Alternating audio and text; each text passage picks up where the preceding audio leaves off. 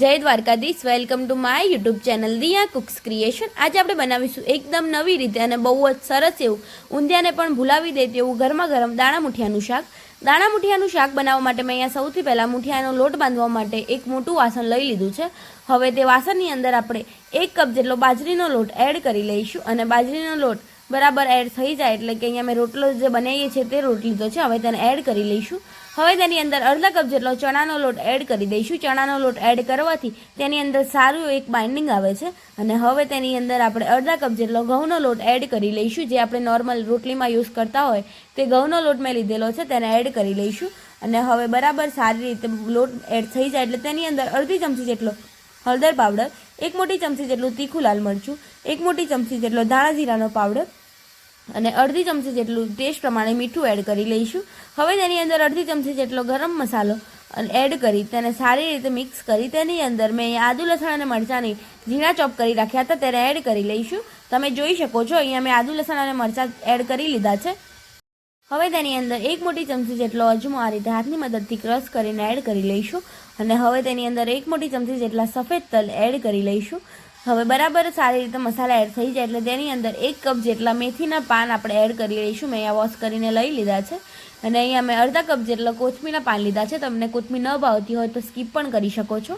હવે બરાબર કોથમીર અને મેથી એડ થઈ જાય એટલે તેની અંદર ખટ મીઠા ટેસ્ટ માટે તેની અંદર અડધી ચમચી જેટલી ખાંડ એડ કરી, 1 લીંબુનો રસ એડ કરી, તેની અંદર 1 પિંચ જેટલો ખાવાનો સોડા એટલે કે મીઠો સોડા એડ કરી, તેની અંદર 2 ટેબલ સ્પૂન જેટલું તેલ એડ કરી લઈશું મોયણ માટે। તેલ એડ કરવાથી મુઠ્ઠી આપણા એકદમ સોફ્ટ એવા તૈયાર થાય છે અને બહારથી ક્રિસ્પી એવા તૈયાર થશે। હવે બરાબર સારી રીતે તેને મિક્સ કરી લઈશું। બરાબર લોટની અંદર મસાલા અને જે મેથી અને કોથમીર એડ કર્યા છે તેને બરાબર મિક્સ કરી લઈશું। તમે જોઈ શકો છો આ રીતે બરાબર સારી રીતે લોટની અંદર મિક્સ કરીને સારું એક બાઇન્ડિંગ આવી જાય ત્યારબાદ તેની અંદરથી લોટ બાંધી લઈશું। તમે જોઈ શકો છો બહુ જ સરસ એવો આપણો લોટ સારી રીતે મિક્સ થઈ ગયો છે। હવે તેની અંદર થોડું પાણી એડ કરીને સારો એવો મીડિયમ સોફ્ટ એવો લોટ બાંધી લઈશું। તમે જોઈ શકો છો આ રીતે મીડિયમ સોફ્ટ એવો લોટ બાંધીને તૈયાર કરી લઈશું। બહુ જ સરસ એવો આપણો લોટ બંધાઈને તૈયાર થઈ જાય ત્યારબાદ તેને આપણે સારી રીતે રેસ્ટ આપી લઈશું। તમે જોઈ શકો છો આ રીતે જેમ જરૂર લાગે તેમ જ પાણી એડ કરવાનું। જો બહુ ઢીલો થઈ જશે લોટ તો તમને મુઠિયા વણતી વખતે બહુ જ તકલીફ પડશે।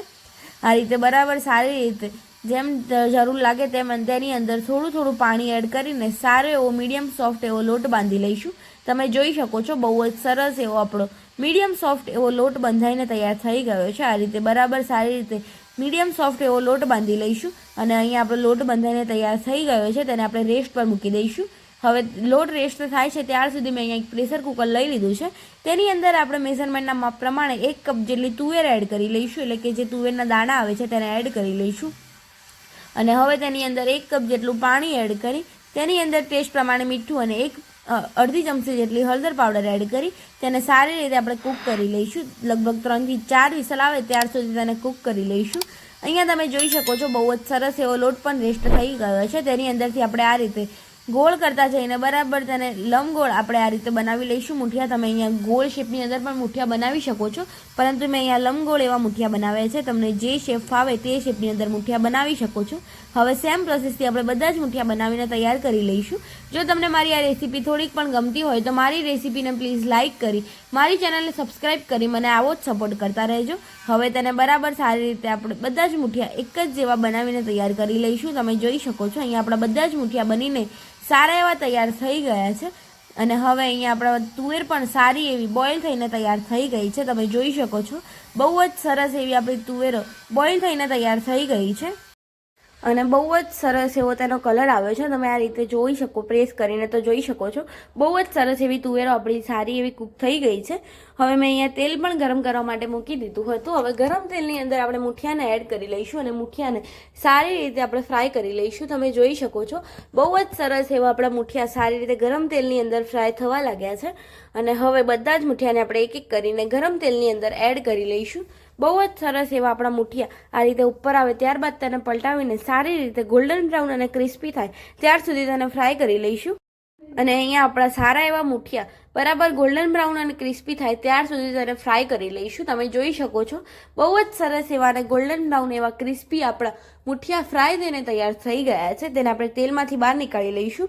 હવે ગરમ તેલની અંદર ફરી આપણે બીજા પણ મુઠિયાને એડ કરી લઈશું અને તેને સારી રીતે આપણે બરાબર મુઠિયાને એક એક કરીને ગરમ તેલની અંદર ફ્રાય કરીને બરાબર ગોલ્ડન બ્રાઉન અને ક્રિસ્પી થાય ત્યાર સુધી બધા જ મુઠિયાને ફ્રાય કરી લઈશું. તમે જોઈ શકો છો આ રીતે આપણે બીજા પણ મુઠિયા ગરમ તેલની અંદર ફ્રાય થઈને તૈયાર થઈ ગયા છે. અહીંયા બધા જ મુઠિયા મેં સારી રીતે ફ્રાય કરી લીધા છે. હવે બરાબર તમને હું તોડીને બતાવું તો જોઈ શકો છો બહુ જ સરસ એવા અને બહારથી ક્રિસ્પી અંદરથી સોફ્ટ એવા આપણા મુઠિયા ફ્રાય થઈને તૈયાર થઈ ગયા છે. હવે મેં અહીંયા શાક વઘારવા માટે કઢાઈ ગરમ કરવા માટે મૂકી દીધી છે. હવે કઢાઈ ગરમ થાય એટલે તેની અંદર 2 મોટી ચમચી જેટલું તેલ એડ કરી લઈશું. અહીંયા મેં ફ્રાય કરેલું તેલ લીધું છે. હવે તેની અંદર તેલ ગરમ થાય એટલે 1 મોટી ચમચી જેટલું જીરું, 3 થી 4 સૂકા લાલ મરચાં અને આદુ મરચાંની પેસ્ટને એડ કરી લઈશું. મેં અહીંયા આદુ મરચાંને ઝીણા ચોપ કરી રાખ્યા હતા તેને એડ કરી લઈશું. તેને સારી રીતે આપણે બરાબર કૂક કરી લઈશું જેથી કરીને આદુ અને મરચાં સારા એવા કૂક થઈ જાય અને આદુની કચાશ દૂર થઈ જાય.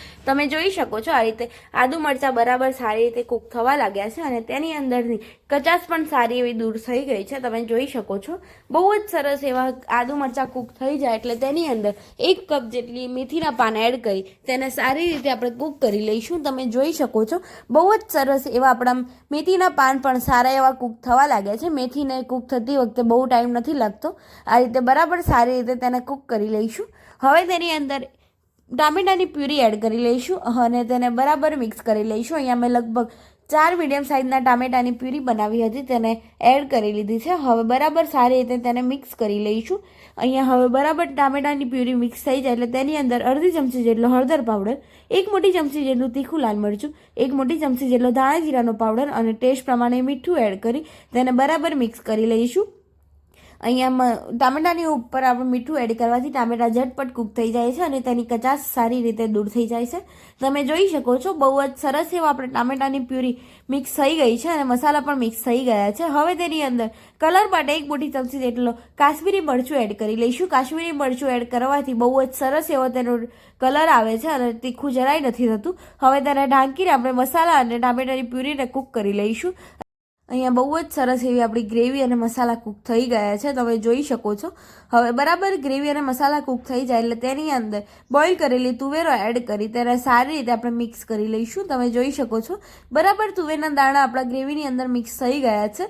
હવે ગ્રેવીની અંદર તુવેરના દાણા મિક્સ થઈ જાય એટલે તેની અંદર આપણે મેઝરમેન્ટના માપ પ્રમાણે 1 કપ જેટલું પાણી એડ કરી લઈશું અને પાણી એડ થઈ જાય એટલે તેને ફરી આપણે બરાબર મિક્સ કરીને સારી રીતે તેની અંદર અડધી ચમચી જેટલો ગરમ મસાલો એડ કરી લઈશું.